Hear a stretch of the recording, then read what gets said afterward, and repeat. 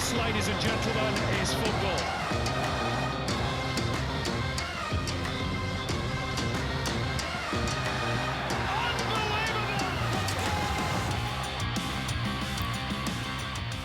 Hello and welcome to another episode of Total A-Leagues. I'm Vince Rugari, back once again with Tommy Oar. How are you, Thomas? Very good, thanks. Great to be back. Mate, business end of the season. 2 weeks to go.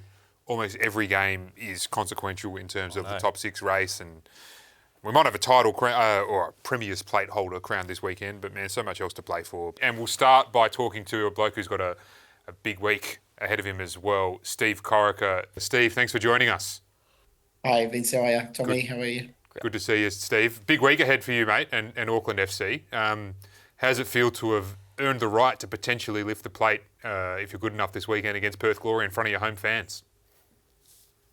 Yeah, it feels amazing. Obviously, new team coming into the league. We've put a lot of hard work into getting where we are, and obviously, we thought we had done it last week when Wanderers scored their third goal and it was disallowed. We were all up cheering, but it'd be nice also to get it done this weekend at home in front of our home fans who have been amazing all season. Yeah, obviously all in your hands at home. It's like kind of a dream scenario. But I want to ask you about last weekend firstly, because we saw against Melbourne Victory, obviously a huge result for you. It seems like you put an end to your kind of run of draws that you were having. Obviously Paulsen, Estrada, these kind of big players that you brought in all had great games.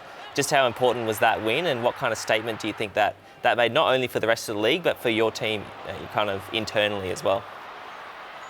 Yeah, very important game for us. Obviously, Melbourne Victory only lost one game at home, but we've been travelling really well away from home as well, and very consistent. And obviously, Lou Estrada stood up for both goals really, scored one, set up one as well. And when we needed Alex Paulsen to pull off an amazing save, he did. So this is what you expect from your players in big games, and it was a big game for us because we had quite a number of draws of late, and it's good to get back winning ways. And obviously, we got 2 games to go, and we want to finish strong.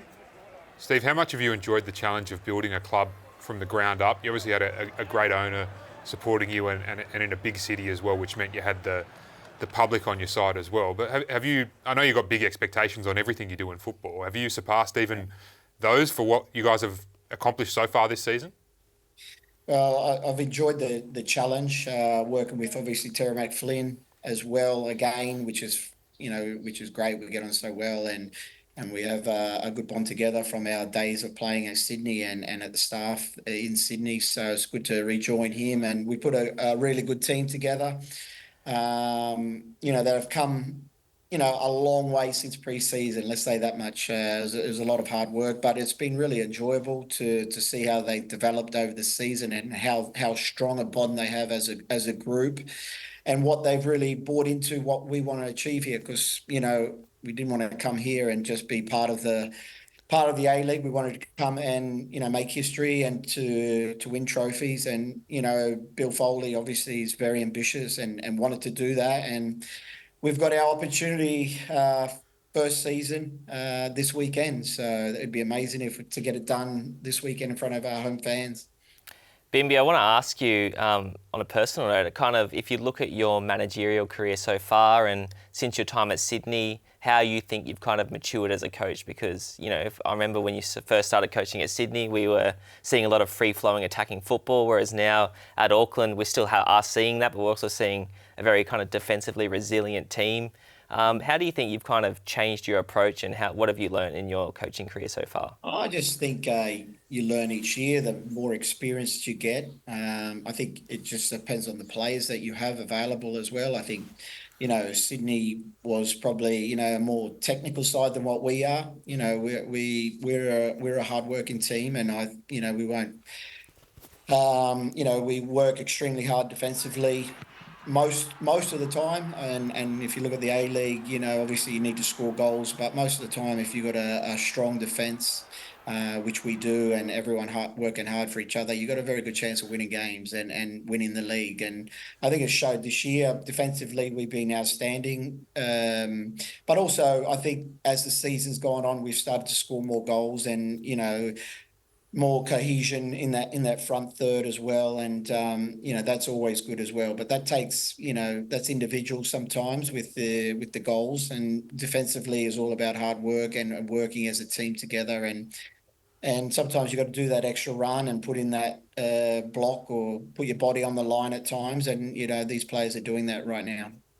Steve, there are people out there who continue to downplay the success you've had as a manager at Sydney FC, mostly because the perception is you took over a good team from a good coach, but you're about to potentially win another A-League title, which is going to make you one of the most successful coaches in this competition's history. Do you feel like you've proved those knockers wrong? I like proving people wrong, but I think everyone's got their own opinion, and I did a good job at Sydney. I've won many trophies there as a player, as an assistant coach, and obviously as a coach as well. So I gave them everything I could for 19 years, and it was obviously a good challenge for me to come here and to be where we are right now. I think it sums it up. It's not just myself. I think it's the team that you have around you, the players, obviously, how hard they're willing to work for you, and also the staff that you bring in. And I think we've got a really strong bond here. There's been no team in Auckland for 17 years, and the whole community has got right behind us. As you see at our home games, they're amazing, and I think a lot of teams coming here because it's such a great atmosphere, and we love playing in front of our home fans. And that's what I love about it. It's about proving people wrong and doing the best job you can. Steve, just one more from us before we let you go. We've seen some images as well of a potential new stadium that's going to be built over there. There's a lot of big plans around infrastructure for the club as well. Just from your perspective, how big is the future for this football club on and off the field, considering those sort of things are already on the table? Yeah, definitely. The club's ambitious. Bill Foley's what he's done to Bournemouth. He's got other clubs in our group as well, and this is no different.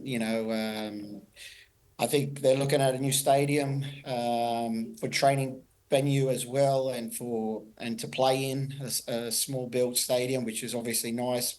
I think we're doing a good job where we are at the moment at Go Media, but I think they've got big plans and they want to bring this club to the highest level that they can go, and obviously he's ambitious and wants to put his money in, and which is great for obviously the A-League. I think it's been a breath of fresh air for the A-League for us to come in, and it's given a new challenge for other teams as well. And obviously the travel for us it's quite difficult, but I think we've done a fairly decent job at that. You certainly have, Steve. Well, thanks for joining us. Enjoy the week ahead, mates. Hopefully going to be a special one for you. All the best. Thank you. Thank you. Thanks, guys. Man, what a week for him after what he's come back from as well, Tommy. Absolutely. As I mentioned in the interview, there are people who just and I don't know what it is or why, but you can't be in as many trophy-winning teams. It's no coincidence. Yeah. Especially not in this league when it's so up and down. Things can change, fluctuate. And, the criticisms of his time at Sydney FC and, people that are saying he just inherited that team, I think don't realise, every time a good coach leaves, it's not like the next coach goes on to win things. Sometimes that is actually harder than doing things coming into a team where, things aren't going well and you can kind of go in, with a broom or go in and go be fairly aggressive about making changes. I think going into a team that's doing well and trying to maintain that can be even harder. So he deserves a lot of his time, not only for what he's done at Auckland, but also at Sydney FC. And I think he fully deserves all the kind of recognition that he does get. What can we make of the fact, Tommy, that some of the coaches who are doing really well this season didn't do well last season? So Bimby was sacked. Yep. John Aloisi with Western United finished 11th. Stadge, 12th with Perth Glory. Aurelia Vidmar, 6th with Melbourne City. We're talking about now 4 of the best performing coaches in the competition this season. Yeah. Are we maybe a little bit too quick to dispense, or maybe not dispense, but discredit or talk down a coach after one bad season in a league like this? Yeah, I think a lot of those coaches that you just said on that list, they probably came into a situation where, the damage had already been done in terms of the players that were signed and foreigners and these types of things weren't at the level that was expected of them, or they didn't really have an opportunity to instill in pre-season the kind of philosophy that they want in the team. So I think taking over a team 3 or 4 rounds into the season it's harsh to judge someone off that. alone. But at the same time, I think it also shows how fine the margins are in this league between the top and the bottom. Because if you aren't at it 100%, if you're only 95%. In terms of getting your team to play at their best, then you're probably going to find yourself at the foot of the table, and that's the beauty of this league, is how unpredictable it is and how fine the margins are. All right, so Tommy, we're going to look at the whole weekend, game by game, and before we do that, we'll have a quick look at the ladder, how things stand as well. As I mentioned earlier, 8 teams still in finals contention. Auckland can get it done this weekend with a point, or a Melbourne City fail to win. Yep. But the rest of it is chockers, man. It is. It's if you look at the kind of permutations of every result and what the repercussions will be for every team, it's hard to know which way it's going to go. But looking at that top 8, obviously Macarthur's still very much alive in this top 6 race. The difference between coming in the top 4 and 5th and 6th is significant. So I think that every team will be thinking if they can hold up their end of the bargain and get the best results, and put them in the best position they can. I know football traditionalists like a first past the post. Yeah. I honestly think we've got the best of all worlds in Australian football. We've got a final series, got a Premier's Plate, which people are increasingly recognising as a serious trophy. Yep. And we've got a final series as well to look forward to, which is good. We tick all the boxes. So I feel like if they were redesigning the Premier League today and tradition wasn't a factor, they might do something like this, to be honest. But that's another story. So we'll start with the Friday night game, mate. Macarthur versus Melbourne Victory. Macarthur still have some faint hopes. Yeah. They need to win this game, though, and they need to win their other game, and they need to hope some other teams drop some points. Exactly. And I think, last week, obviously against the Mariners, I think that was really a must-win game for Macarthur, and they're obviously still mathematically alive, but I think that, not finding a way to win that game will probably, could potentially prove quite costly for them. But at the same time, playing at home, they have a good record at home against Melbourne Victory. We saw Melbourne Victory stumble last week, so, I think everything to play for in this one. They've probably left 4 points on the table in their last couple of games, wouldn't you say, against the Jets as well? And if they had those 4, they'd be in a slightly better position, or much stronger hopes anyway. Yeah. Macarthur, interesting that they're finding some players even at the back end of this season. Harrison Sawyer. Yeah. A lot of NPL Victoria watchers have been hot on him for a while and waiting for him to get his chance, or a second chance at A-League. We used to play for Newcastle way back in the day, and he's travelled the globe since then. Yeah. But it looks like he's got something to offer at this level, don't you think? He does, and I think if you look at, obviously his form in recent weeks, I think it's not only about him, but it's also his teammates playing to his strengths. And he's obviously a very different type of striker to what Redmayne was, and he's kind of replaced him up front there. And I think they're much more willing to get crosses into the box a lot earlier than they were earlier in the season, and we've seen him get on the end of things. And I think that if you look at when he first was starting games, there was a lot of criticism because he wasn't scoring or having an influence on the games, but he wasn't getting any service. And I think that if you look at Macarthur in recent weeks, that's one of the things they've done very well, is started to get more crosses into the box. So the Victory side of things, it's amazing to think for the season they've had and sort of their top performers and the way they've played at times, that they can still finish out of the 6. Incredible. Which is unbelievable. I don't think it's going to happen. Yeah. They could finish as high as second and clinch Asia, which would be big for them. Yeah. What do you think they need to get right sort of for this next 2 games to make sure that they have the finish to the season on the table that we feel like they probably deserve? Yeah, I think if you look at their game against Auckland last week, obviously it was a disappointing result, but I don't think their performance was that bad. I think if the thing that let them down in that game was probably their conviction in the front third. If you look at recent weeks going into this game, Valupale, Azani, their interchange and play and the way they were kind of, building up their attacks and breaking was kind of emphatic. And I think in this game, they're probably slightly off the boil. I think that as a team, as a collective, the rest of their performance wasn't too bad.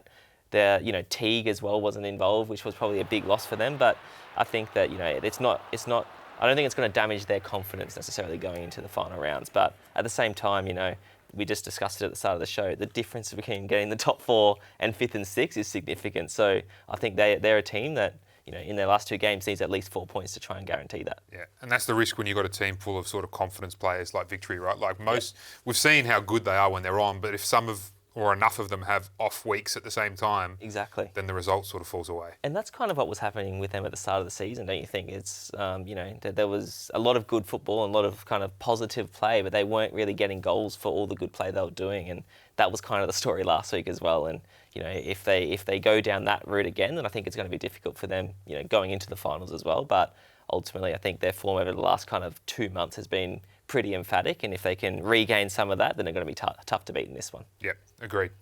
Tommy, Saturday starts with the least consequential game of the round, Brisbane versus Wellington, although I don't know why. Maybe it's because of the game we watched last night, Brisbane Adelaide, and just the randomness of this league. But I feel like this could be just like a quiet belter sort of thing. Like two teams, okay, they're not going to play finals, but like Sometimes that's a recipe for the best games. You just said it, but in terms of teams playing with a lot of freedom, probably a lot more attacking intent than you would see if there was huge repercussions for not winning a game. Teams might be a little bit more cautious in their approach, but also, both managers probably have a point to prove in the final games this season, maybe in terms of keeping their jobs next season as well. And also players. I think that, a lot of players coming off contract in both of these teams, they want to put in a few good performances to try and earn a new contract. I'm just looking forward to the opportunity to watch Jacob Brissett for another week, to be honest. Yep. He was great against Adelaide. But what about Costa Barbarouses, Tommy? He's still in with a chance, to achieve something personally, absolutely. He's in the Golden Boot race, probably an outsider. He's fifth. He's 3 goals off it. Yeah. But against Brisbane, you never know. That's it. And it's one thing to score goals in a team that's flourishing at the top of the table. He's done it in a team that we've spoken about a lot this season. They've created almost nothing. In terms of he's feeding off scraps, and single-handedly he's often, pulled something out of the hat or, found a way to try to score a goal almost single-handedly. And that goal, again, fantastic finish. And, it's a testament to him and how he's kind of, reimagined himself as a number 9 this season and last season as well, whereas he was a winger obviously before that. So he's done a fantastic job, and I think that, hopefully he has many more years to come for him at Wellington. Yeah. The afternoon game on Saturday, Tommy, Newcastle Wanderers. Newcastle obviously out of it, but lots on the line for Wanderers, and they typically bring a good contingent of fans up to Newcastle as well. The RBB likes to show up in numbers to Jets home games, and huge game for the Wanderers, who continue to impress. To be honest, they'll be spewing they didn't get all 3 points last week against Melbourne City. A pretty controversial finish, which we'll get into in a second. Yeah. But, what a finish this was, by the way. Milanovic. Unbelievable. Absolute textbook from him. I mean, I feel really good about the Wanderers, to be honest. Yeah, so do I. And we were critical of them earlier in the season, but their form in the last 10 games, and obviously in this game as well, I think that they'll consider themselves pretty unlucky not to win this one. But Milanovic, again, he's at the heart of everything good that kind of the Wanderers have been doing of late. 2, I guess the second one wasn't his goal, but 2 obviously very influential moments again for him. And I think for them, they'll consider this one 2 points lost ultimately, the way that they kind of were 2 goals up and threw it away, and obviously the late controversial goal that got disallowed as well. I think the Wanderers will be disappointed not to win this game. Yeah, so City are now probably in the box seat to finish second, we'd say, but it would have been the Wanderers had they won this game. They still might finish second, depending on how things shake out. Return to Asia would be pretty special for that club as well, in this position they're in as well. The talk is that Alan Stajic may be re-signing for a couple of years as well, which would be good. And as critical as we've been of the club overall, I think if they're deciding this is our man, this is our style, go. Yeah, Keep going, go in that direction, recruit accordingly, let that dictate who you want to be as a football club, because this vibe, this style seems to suit them. It does, and the fans are really getting behind them. They're scoring goals, creating opportunities, and we know when Wanderers are at their best, their fans are behind them, and of late, that's definitely been the story, and I think that they always find a way to get that extra gear. I think in seasons gone by, it's been a little bit negative in terms of, the fans were frustrated at the way that things were kind of unfolding on the field, and I think that they've kind of gotten over that hump, which is a testament to Alan Stajic. For kind of keeping to his principles, even when times and results weren't going his way earlier this season. He's stuck to his principles, and I think they've been scintillating to watch. And I think, looking at form, I think they're the informed team going into the finals for sure. Yeah. So the disallowed goal that we mentioned, Tommy, big debate about this one and whether they were robbed. Alan Stajic certainly thought they were. We're about to see a pretty slow-mo version of this incident. What were your sort of thoughts when you saw this happen?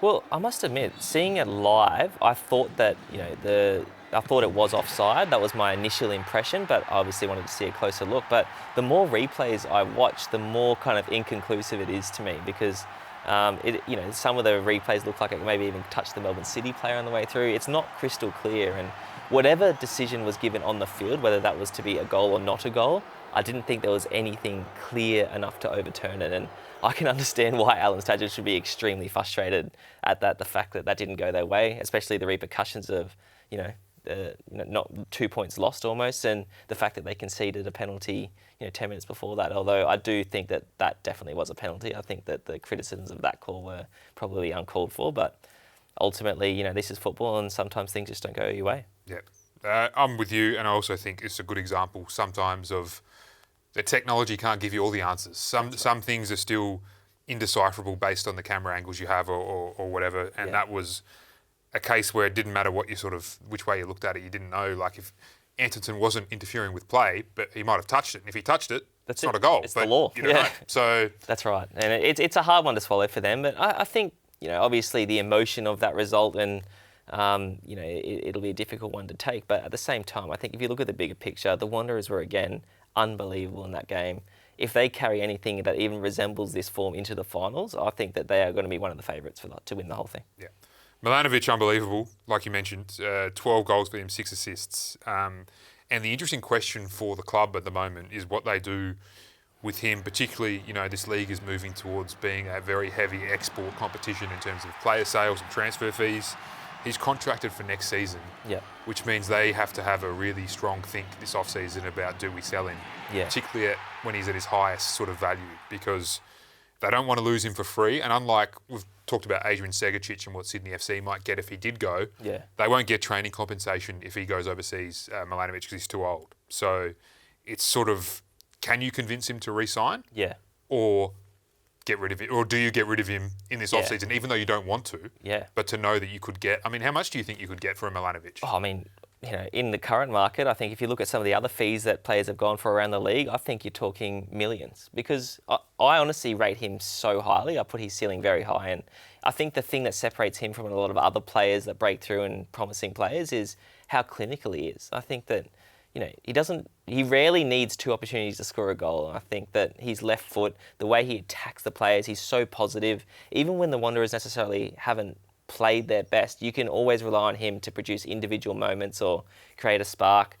I think it's also, you have to weigh up if they decide, they want to sell him, that what kind of hole does that leave in your squad? It's not easy to replace someone like him. I think that, especially domestically, I don't think there's been many, if any, players in the last 2 seasons in the A-League have the impact that he has, especially on a consistent basis. So, I think if the Wanderers have aspirations to, go on to win silverware medium to long term, I think these are the kind of players you want to keep a hold of. The other thing that Milanovic himself will need to be thinking about as well is that we're talking about a World Cup season next year. So I think we'd both probably have him in a current Socceroo squad at the moment. And I think he'd fit really well into Tony Popovic's system with the inverted wingers. He'd be sensational there. He's got to calculate, am I my chances better if I stay in the A-League and absolutely dominate, lift another level next season?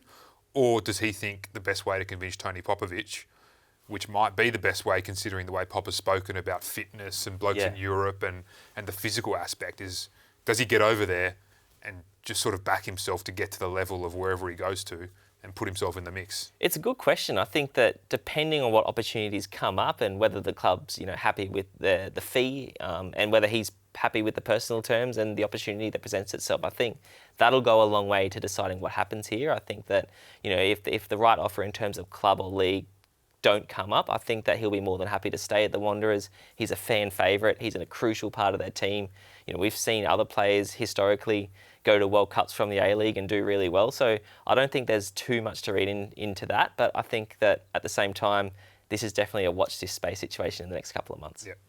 There's a team they're going to be playing against, though, this weekend. We should probably give them a quick mention. Newcastle, Tommy, they're decent. They're building. Obviously, they're going to lose their coach, Rob Stanton. But, if it is Mark Milligan, who's recently left the Malaysian national team set up and he's watching the end of this season, he'll be licking his lips at what he's going to be taking over. Absolutely, and speaking of them against the Wanderers this weekend, I think this game's no foregone conclusion because we obviously saw against Sydney FC being 2 goals up and throwing it away, but obviously being at home this weekend, we saw last time they were at home, they put 6 past the Mariners. If you go back a few months, the Newcastle Jets beat Melbourne Victory at home 3-0. They've had some huge home performances in the last few months, and I think that going to this game, they'll be looking to cause an upset, and obviously nothing to play for in terms of finals hopes. But I think that since Stanton's obviously decided and it's been announced that he's going to depart, that they've kind of found another gear, and these exciting young players are playing with a lot of freedom, and it's been fantastic to watch. Yeah, quick shout out to Lockie Rose as well. Now up to 8 goals for the season, considering he missed a big chunk of it with injury. I've always liked him, to be honest. And his goals per game is obviously, as to the same note, he's up there, and you have to give him a lot of credit because he came into a team. You played with him, didn't you? I did at Macarthur, and that's the thing. He's always had a knack of scoring goals, and Tessa found him in NPL too, I remember. It was a great story. He used to play tennis, didn't think professional football would be on the cards for him, really, and then Ante Milicic turns up at a game and spots him, and boom. Yeah, that's it. And, he's never really looked back since that moment, and you have to give him a lot of credit. He works so hard. I think that's one thing that he's kind of a coach's dream in a lot of ways because he's so fit. He'll never complain. He'll always give his all. He's a very good club man and team man. So, I think the Newcastle Jets are lucky to have him, but you touched on him as well. Eli Adams, they've got so many exciting young players that, I think the future is bright for Newcastle. Yep, absolutely. Saturday night, main event, Tommy, Melbourne City and Adelaide United. Big game. City can clinch second. They can clinch second. They can still stay alive in the title race, though. I think that's going to be taken away from them, though. But, to finish second and clinch Asian Champions League, particularly the new setup with the new prize money involved and all that sort of stuff and the opportunities that present themselves in terms of probably recruitment as well and players who want to come to your club if you're going to be playing in Asia. Absolutely. That's huge for that football club as well. But Adelaide, just free fall at the moment. I think that game, obviously the one against Brisbane, not finding a way to win that game, that was do or die for them. We obviously saw them pick up a win last weekend and we thought, maybe they can have a late kind of surge to finish the season and get into the 6. But I think this game against Brisbane really was a must win, and going a goal up from then, I think Brisbane was the much better team in this game. Absolutely. They scored a couple at least, I reckon. Exactly. So I think, Adelaide... They should have scored that one. Absolutely. Definitely. That's one of the misses of the season, I think you could say. But and here's the Brissett goal, by the way, I mentioned earlier about him and how exciting he is. This was denied due to offside, but I thought an absolutely sensational goal. It was. Confidence from him and fine margins, isn't it? Very stiff on the offside too. It was. And, I think, looking at Brisbane, I think that they've proven they're more than capable. We saw against Western United as well that they're a team that's kind of playing with a lot of freedom at the moment. They obviously don't want to win the wooden spoon as well, so obviously that's something that they're all playing for. I think for this, if you look at Adelaide though, going into this game, this final game of the season for them, it's the trajectory that they're on and playing against a Melbourne City team that has been in red-hot form. We saw Melbourne City last week against the Wanderers. Probably wasn't their best performance, but this is a resilient Melbourne City team. They found a way, even though they were probably second best for large portions of the game, to get a result. And that's not always something you associate with Melbourne City. Vartuli should have done better for that goal, don't you think? Definitely. I think so as well. He's going to be facing a lot of shots probably in Melbourne against this Melbourne City team that's got pretty dynamic attacks, some excellent players in and around the Socceroo, some veterans who know how to get it done. Exactly, and I think for Adelaide, that'll be the thing they'll be kicking themselves, at the end of the season if they don't get into the 6 defensively, and the amount of unnecessary goals that they've conceded this year, I think that's been kind of their Achilles heel and ultimately has potentially cost them a spot in the 6. They've been dealt a pretty tough hand though in terms of the fixture, wouldn't you say, Tommy, with Adelaide as well, because having to play last night and then play again this weekend and then having to cool your heels in the final round can't be a comfortable situation. You can sort of do what you can and then you've got to sit back and wait. Yeah, but I think ultimately they have to pull, to fill their end of the bargain and, win their games. And they haven't done that enough of late. And ultimately as well, I was a little bit surprised against Brisbane midweek to see Goodwin left out of the starting lineup. This is the most important week of the season for them. It's do or die in terms of making the finals. And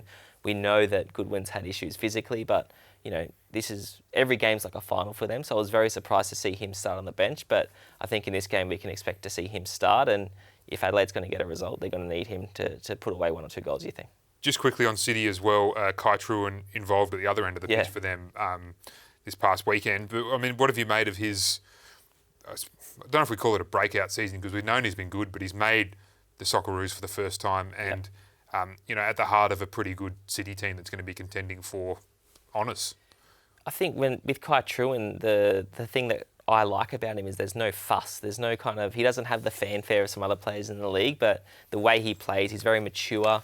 He's very composed. He plays kind of with a maturity beyond his years. No, I think he's been a revelation. We've seen Aurelio Vidmar kind of give him huge compliments and huge raps this season about how he has the potential to go overseas and have a good Socceroos career. And, I've seen nothing to make me think that that's not true because, we've seen since he left Brisbane him go to another 1 or 2 levels up from that. And I think that this is the kind of player, he's versatile as well in terms of playing at the back or in the midfield, that you can kind of build a team around because there's not many players his age in the league as versatile and as composed and kind of a natural leader on the field like he is. So I think he's been hugely impressive. So Sunday, Tommy, starts with what will probably, hopefully, be a coronation of sorts for Auckland FC. I've got to say, this is, if you're going to win a title, this is maybe one of the best ways to do it in terms of it's not, realistically, it's secure already. They have to lose both games and other teams have to have a monstrous goal difference improvement to unseat them. So it's mathematically basically assured, but not quite. So it just gives you enough to turn up, have a great day of football and have a celebration. The feel-good factor for the players and the fans turning up to the stadium that day will be, 100%. It'll be sky high, and I think that goes a long way into determining how the team will play. And it's first against last as well. If you kind of tried to manufacture a dream scenario to bring home the title, I think this would be it. Maybe playing against Wellington and doing would be the only thing that would top it. But poor Perth Glory though, man. It's a long trip for them. They've had a bad season. And they're going to be playing against a team that will be feeling so good, probably the best they've felt all season to know that it's there for them. But I reckon this could be a bloodbath, man. And some players, though, it's funny you say that, some players relish kind of spoiling the party and, playing the villain. And, for Perth Glory, this is the perfect opportunity for them to do exactly that. But I agree with you. I think this is going to be a really difficult game for them. And especially if Auckland score early in this game, you can see Perth Glory's heads maybe dropping and it being a tough day at the office because if Perth Glory defend the way they have lately, then Auckland, as you just said, I think this could be a bloodbath. And if there's anyone at Perth Glory who want to try and spoil the party, they're going to have to get past Alex Paulsen. That's right. 19 feet at the moment. Exactly. Let's hear a little bit from the boys on the A-League download talking about the Auckland FC goalkeeper and how good a season he's had. Alex Paulsen's save, which we touched on, right? It is, it's a key moment, you're right. It's the 85th minute, Nikos Virgos header. He's 22, he's on loan from Bournemouth. How good is he? Yeah, but that's the question because I was actually with some of the Auckland hierarchy and he's going to go back to the UK and potentially go on loan again. And I think that's where, because it'll be tough for him to go to Bournemouth and get away into the first team. So I think his path is, that this has given him, another burst of experience. He's done well, and then go to the UK, maybe a championship club, and then ride the wave there. Hopefully, get promoted, make your own name because that's what he needs to do. But you can see he's got the.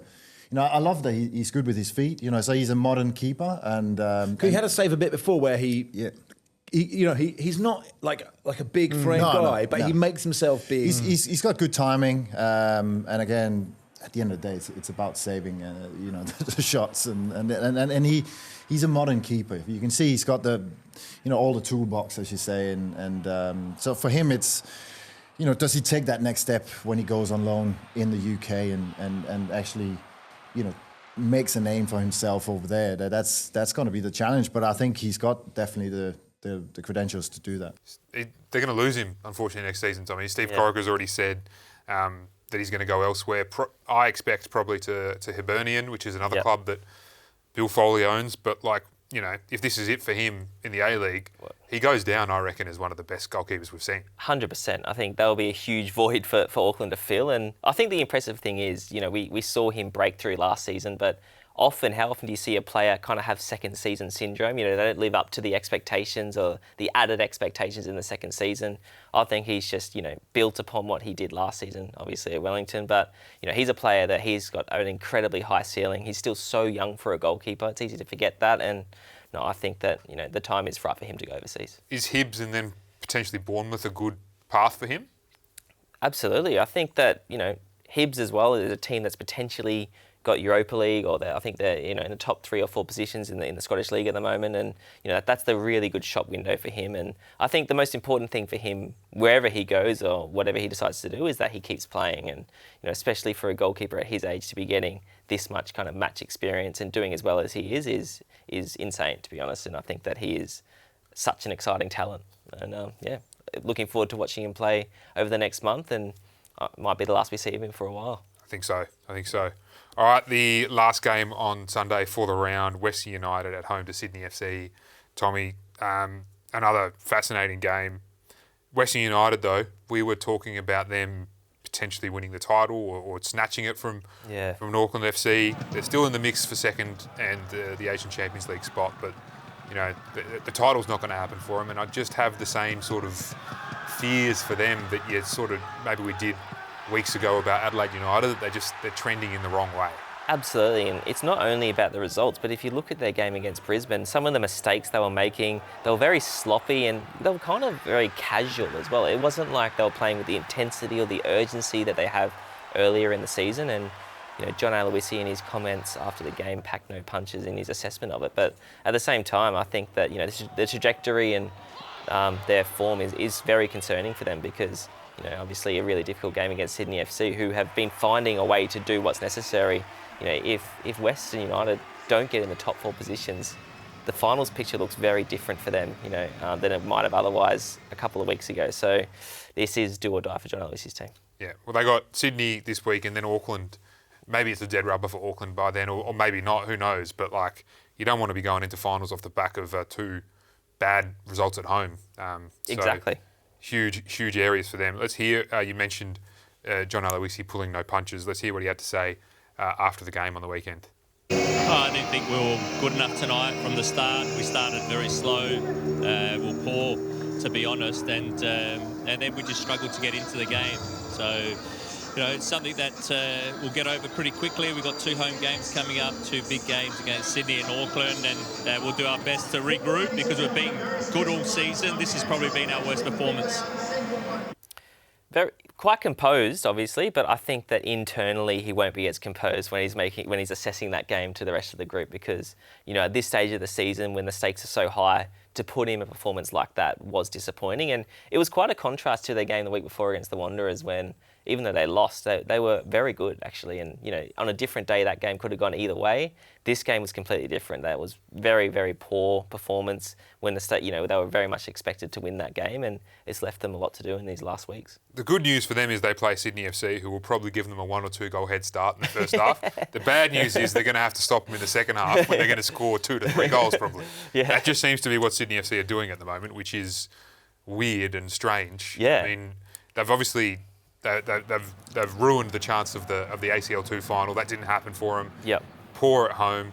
And then they go, down to Newcastle at home, and everyone's thinking oh, jeez. They don't make life easy for themselves, do they? And I think, with Sydney FC, talking about through Western United's perspective, I think that the thing that they're going to have to do differently, Western United against Sydney FC, is put their defence under a lot of pressure, Sydney FC's defence, because, Western United, they're a team that scored so many goals this season. They're a very team that likes to play on the front foot, but in recent weeks, that's not been the situation. They've very much been a team that's kind of, maybe the pressure of where they are on the table has gotten to them a little bit more.